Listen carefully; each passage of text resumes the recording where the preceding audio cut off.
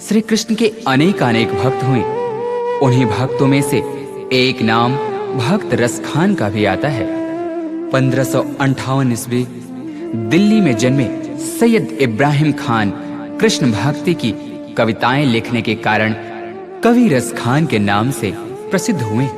मुसलमान होते हुए भी कृष्ण भक्ति और उनके प्रेम की अविरल धारा प्रवाहित करने वाले रसखान के सवैये तो सचमुच रस के खान हैं। मानुस हों तो वही रस खाने, बसों ब्रज गोकुल गांव के ग्वारण। जौ पशु हों तो कहा बस मेरो, शरो नित नंद की धेनु मझारन। प्रस्तुत पंक्तियों में श्री रसखान जी ने मनुष्य और पशु हर जन्म में ब्रज भूमि में ही रहने की प्रार्थना की है। ऐसी क्या बात हुई जो कृष्ण की भक्ति रस में बहकर एक खान रस खान बन गया।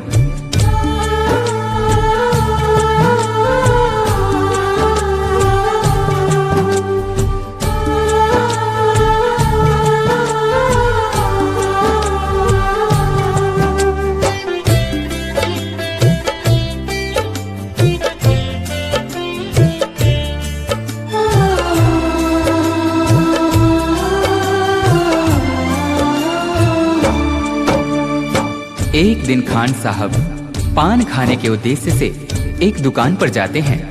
तभी अचानक उनकी नजरें उस दुकान पर लगी बालकृष्ण की छवि पर पड़ती है।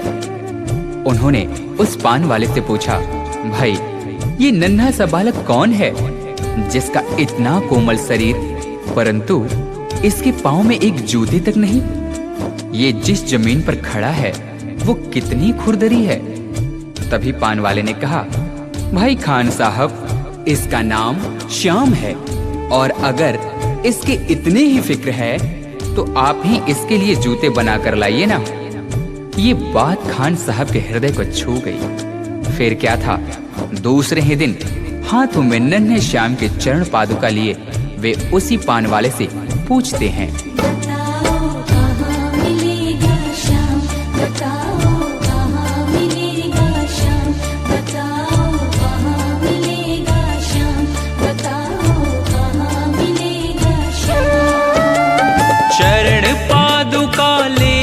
सबसे चरण पादुका लेकर सबसे पूछ रहे रस खान, बताओ कहाँ मिलेगा श्याम,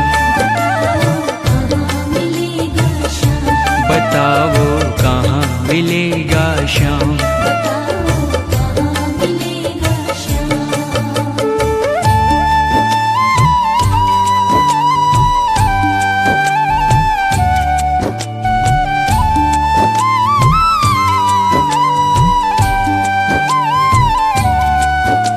पान वाले ने देखा कि यह तो सचमुच ही चरण पादुका लेकर आ गया। उसने अपना पल्ला झाड़ते हुए कहा, देखो भाई यह नन्हा बालक यहाँ तो तुम्हें नहीं मिलेगा, शायद कहीं और मिल जाए, जाकर किसी दूसरे से पूछते क्यों नहीं।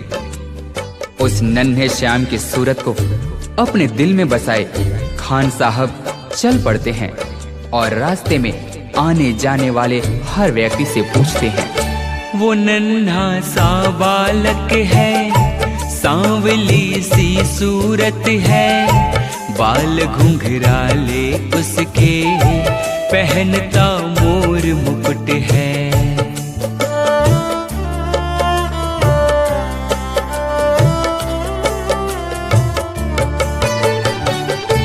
नैन उसके कजरारे, हाथ नन्हे से प्यारे, बांधे पैजनिया पग में, बड़े दिलकश है नजारे।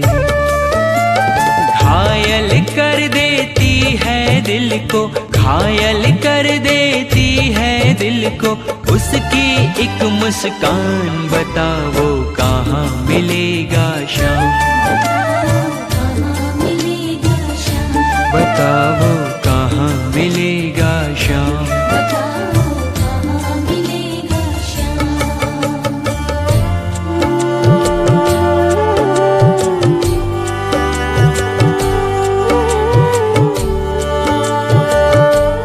श्री कृष्ण ने देखा कि यह भक्त मुझे नन्हे श्याम के रूप में ढूंढ रहा है, वह तो मुझे इस रूप में पहचान भी नहीं पाएगा। तभी वे एक साधारण व्यक्ति का रूप धारण कर खान जी के पास जाकर सारी बातों को सुनने के पश्चात उनसे कहते हैं, समझ में आया जिसका पता तू पूछ रहा है, वो है बांके बिहारी जिसे तू ढूंढ रहा है।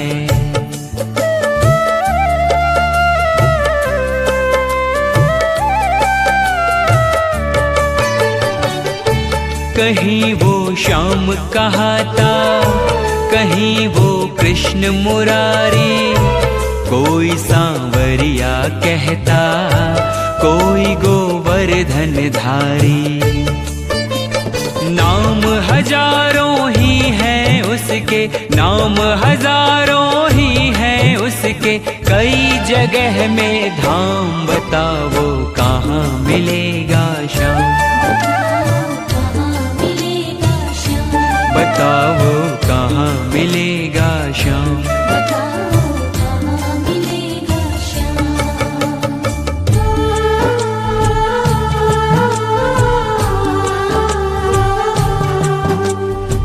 उस भले व्यक्ति ने खान जी को वृंदावन जाने को कहा। फिर क्या था, मानो मुसाफिर को मंजिल मिल गई हो। बिना खाए पिए लगातार चलते हुए खान साहब वृंदावन में कृष्ण के मंदिर तक जा पहुंचते हैं। पागलों जैसी हालत, हाथों में जूते लिए, अन्य समुदाय के होने के कारण मंदिर के पुजारियों ने उन्हें अंदर आने से मना कर दिया। नन्हे श्याम से मिलने की आस लिए खान साहब रो पड़े।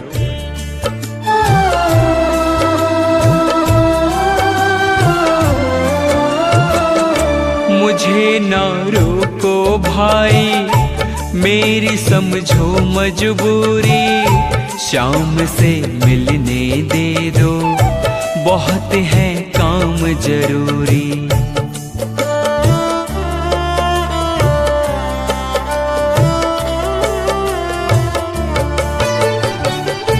सीढ़ियों पे मंदिर के डाल कर अपना डेरा, कभी तो घर के बाहर श्याम आएगा मेरा। इंतजार करते करते ही, इंतजार करते करते ही सुबह से हो गई शाम। बताओ कहाँ मिलेगा श्याम, बताओ कहाँ मिलेगा श्याम।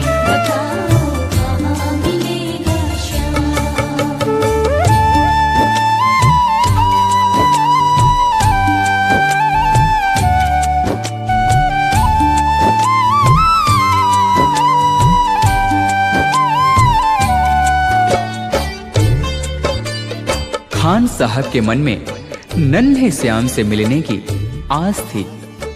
इसी विश्वास के साथ वे वही मंदिर की सीढ़ियों पर रात भर बैठे रहे। जाग कर रात बिताई, भोर होने को आई, तभी उसके कानों में कोई आहट सी आई।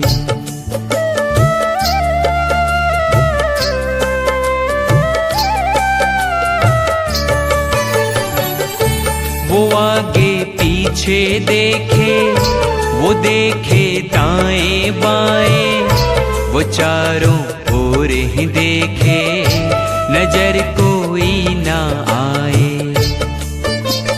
झुकी नजर तो कदमों में ही, झुकी नजर तो कदमों में ही बैठा नन्हा श्याम। बताओ कहाँ मिलेगा श्याम, बताओ कहाँ मिलेगा श्याम।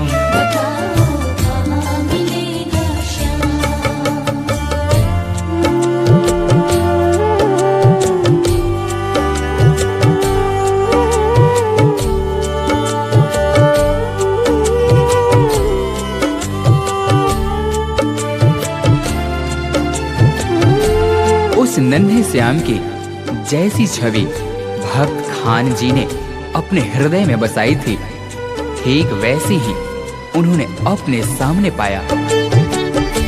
खुशी से गदगद होकर गोद में उसे उठाया, लगा कर के सीने से बहुत ही प्यार लुटाया।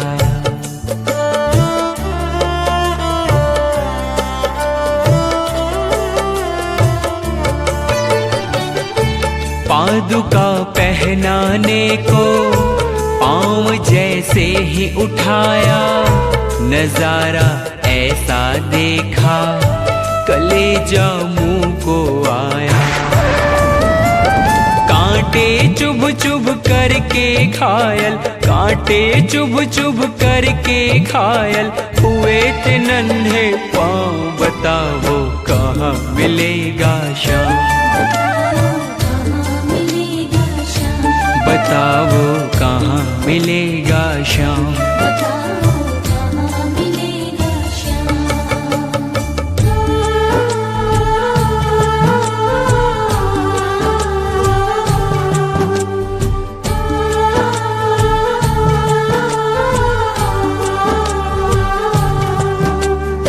खान साहब ने श्याम के घायल पांवों को देख रो रो कर उनसे कहा,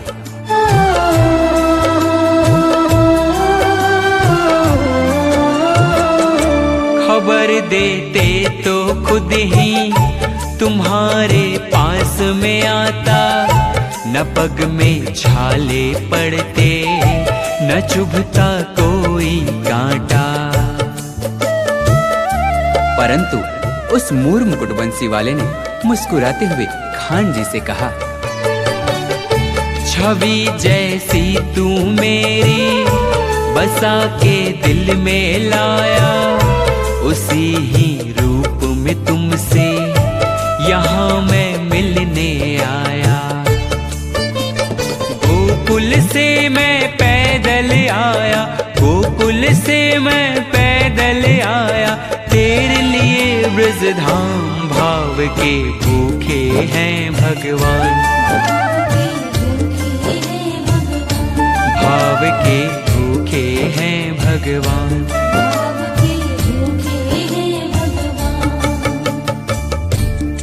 इस प्रकार भक्त और भगवान का मिलन शायद ही देखने को मिले।